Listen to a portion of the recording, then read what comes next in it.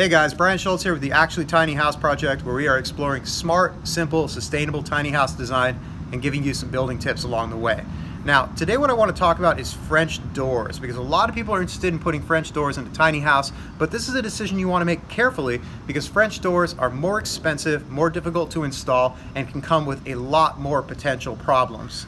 So, first up, if you're going to put a French door in your tiny house, you've got to buy a good one, because unlike a sliding glass door or a single swinging full light door, a cheap French door is something you're never going to be able to get true and holding its adjustments. If you try to put a cheap French door in a tiny house, you're going to have problems both with the operability of that door and also with significant air leakage. So if you don't have a high enough budget to buy a decent quality French door, go with some other option. It's going to be a much better choice.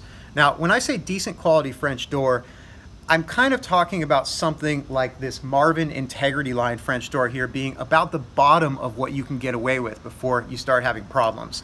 The reason I like this particular door is because it's an all fiberglass door, which means that it's a much longer lasting door, it's a much stronger door, it's a much stiffer door, it's a much lighter door, it's a more energy efficient door, and it has adjustability in the hinges, which is why I love this particular door. Now, when I say affordable here, what we're talking about is $2,500. So if $2,500 for a door seems a little extravagant for you, consider going with some other option. So let's say you've decided to bite the bullet and spend the money for a good quality French door. There's some things you want to think about right from the planning stages of your tiny house to make sure that this door install goes well.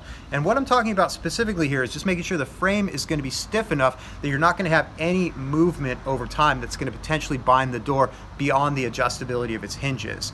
Now, the most important thing here is just making sure that you've got good shear panels on all four corners of your building.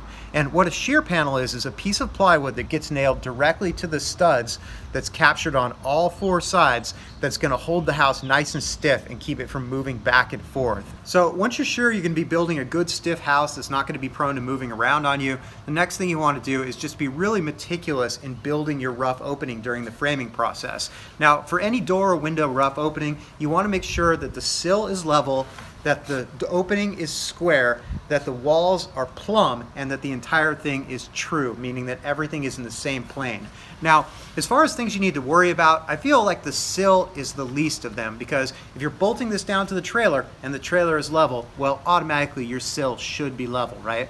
Now, square is another thing that you don't have to worry too much about. You should be taking corner to corner measurements to make sure your rough openings are right, but there's always enough play in there that you can move things around quite a bit during the door setting process. What you really need to be concerned about here is the plumb of your walls, and this is why it's so important to build your tiny house level, because if your tiny house trailer is not level, you're not going to be able to tell if your walls are leaning inward or outward when you're taking your 6-foot level and checking the plumb of your walls.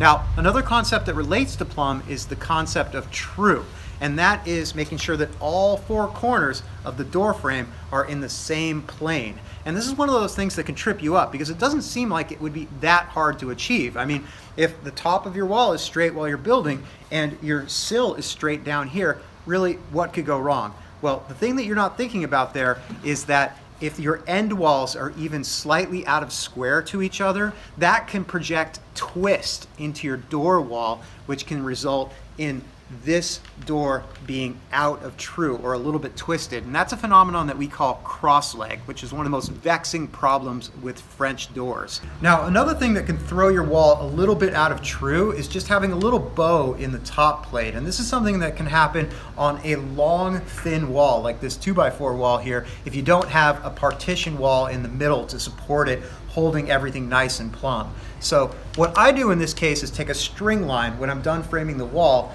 along the top of the wall and check to see if that top plate is nice and straight. And if it's not, you can take a brace from the top corner to the opposite bottom corner and you can pull everything nice and straight, and then when you sheet off your roof, it'll lock everything in position. Now, if you want to check for cross leg, all you've got to do is take a string and tack it corner to corner on either side and check to see if that string is touching in the middle. And if it's not, you want to make as many corrections as you can during the framing process, because there's only so much flexibility in the nailing flange here that's going to allow you to twist the French doors so those doors meet perfectly in the middle and are going to latch closed and not leak a lot of air. All right, so now let's dive into the actual installation procedure here. This isn't a comprehensive how to install a French door video. This is just a few important tips that I think are going to help you during the process. So make sure that you read the manufacturer's instructions and you watch some other videos to get a better overview of the whole process, and then maybe incorporate some of these tips as well. So the first thing you want to do is make sure that you're building off of a sill pan that's going to allow any water that gets down through there to drain out the front. And there's two schools of thought on this. You can go with a metal sill pan that's going to be much more solid, it's going to be expensive, and you're going to have to take some time to have it fabricated. But the disadvantage of a metal sill pan is that if it gets too cold, it can start to cause condensation, and condensation can rot out your sill just as fast as actual liquid water. So I actually am a fan of going with the plastic sill pans. I feel like they're a little bit junky, but I think on balance, they're less likely to create problems in the future, and they're also cheaper, and they're a lot faster to get, easier to install. So I've got my sill, I've got a plastic sill pan set in there, I've got my door flashed. Make sure you watch some flashing videos and figure out how to do that.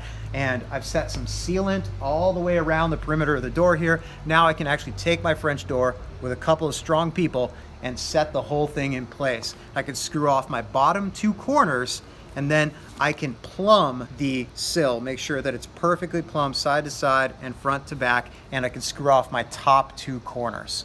So the 4 screws that we just set in the nailing flange are just there to hold things roughly square and roughly level, and most importantly, to keep the door from falling out of the rough opening while we're doing the finer adjustments, which are going to be accomplished by replacing some of these hinge screws with longer screws that are going to hold the frame to the rough opening with some shims in between to get the spacing right. Now, the way that you would normally do this is start opening and closing the door and setting your shims until the doors are operating perfectly. But if you try to do that as a beginner, what tends to happen is you're chasing your adjustments all day long and you're getting really frustrated in the process. So the way that I do this is a little bit unconventional. What I do is after I've set the door in place, I leave everything locked closed with the factory installed shims around the door frame that are holding everything at its appropriate tolerances, and then I level and plumb the frame on the inside and set a couple clamps to make sure that nothing can move, and then I make myself some custom shims on the table saw. So I'm going to walk you through this in really fine detail here. First thing I do is I go to my table saw, I take some 5/8 inch plywood, I rip off 24-inch strips that are 1.5 inches tall, and then I thin those strips by 32nd inch increments down to about 1/4 inch, and then I cut those up to 6 inches long. And each of those measurements is actually kind of important. And the reason that I do this is because if you try to do this using those little wood slide past each other shims, that's not only not a very accurate way to set a door, but you're going to get really frustrated in the process. So making yourself a whole bunch of custom shims is going to make your install a whole lot easier. So once I've got a whole box of these custom-made shims, I'm going to come out here to my door that's still locked closed but is set plumb and square and level, and I'm going to go around at each hinge location and I'm going to find shims that fit in there just perfectly. And then I can start opening and closing my doors and setting these shims. Now, these shims aren't going to be perfect. They're not going to give you a perfect opening door frame right away, but they're going to give you a very good beginning point, and then you're probably only going to have to replace 1 or 2 of these to get everything nice and square and get your doors running cleanly.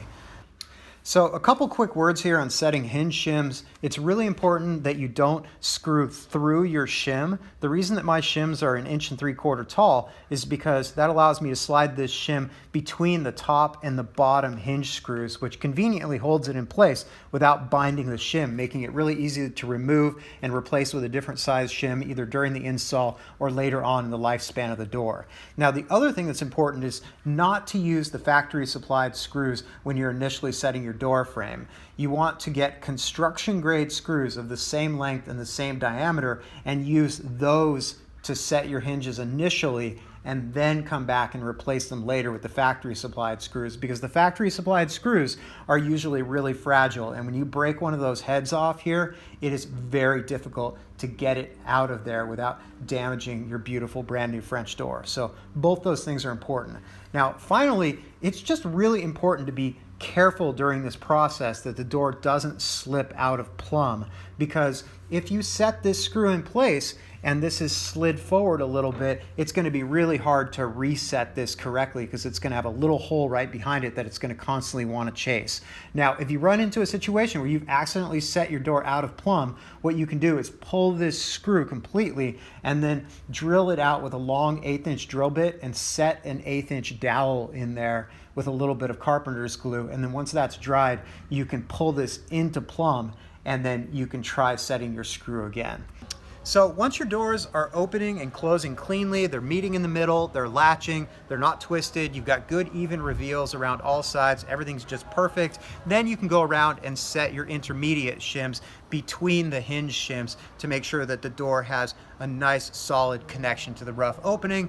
After that, it's just a matter of following the instructions for flashing this off, trimming it, and siding it the way you would any normal house. Now, I know this was a lot of information and kind of a long video, but I wanted to make sure I covered it as carefully as possible because installing a French door is nothing to mess around with if you're a beginner. But if you make sure you watch some videos that are out there, follow the manufacturer's instructions, make sure that you've built a good, square, nice, true rough opening in a good stiff house, and maybe incorporate some of my tips and tricks here, I feel like you've got at least a fighting chance at a successful French door install.